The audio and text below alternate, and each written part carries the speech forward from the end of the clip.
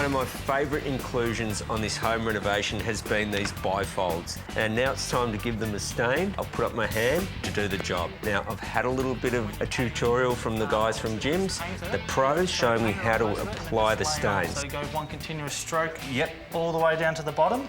Yep. It should be right. What we're using here is the Sick and Cetal. Now, we've gone for an ebony colour. Now, the ebony colour is going to give this pine timber here some real integrity. What I like about it is on the outside, we've got the dark aluminium. So in the front, we're going to have a dark timber. So it's going to sort of be matching from aluminium to timber. Now, the process can be a little bit tricky, but first things are first. With any paint, and most importantly with stain, if you don't give it a good stir, you really run the risk of getting different colours from where you start to where you finish, simply because all the pigment will drop to the bottom of the can and you'll have one colour that's a lot lighter, and as you work through, it'll become darker, and that won't be the finish you're after. So the idea is to give it a really, really good stir.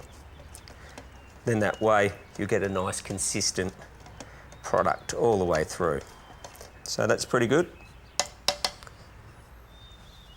Now you'll notice on the doors as well, there's a lot of masking tape. They've all been prepped and ready to go. And like any good job, preparation is everything.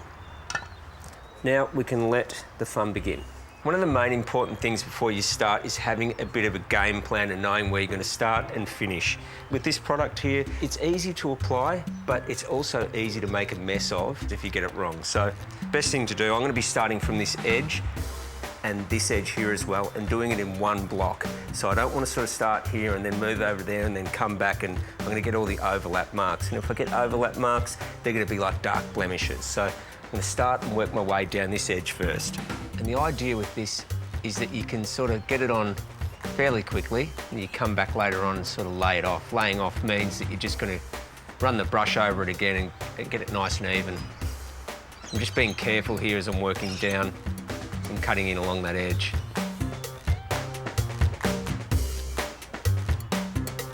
Okay, so I can already see the colour really disappearing into the timber here.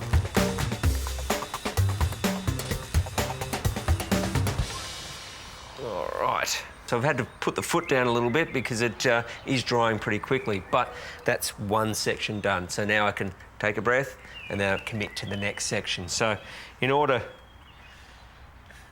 to get it underway, I think the best thing is to sort of cut in this section first. This is where the masking tape really comes into play. Now, when you apply the stain, it needs to go with the grain. So no going this way.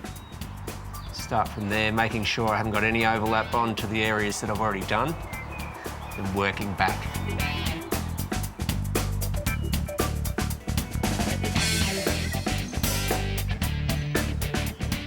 So, as you can see, it is a little bit of a slow process. You do have to have a game plan. It's a little bit labour intensive, but well worth it. Now, I've got a few more doors to do here, so I better stop yakking and start painting.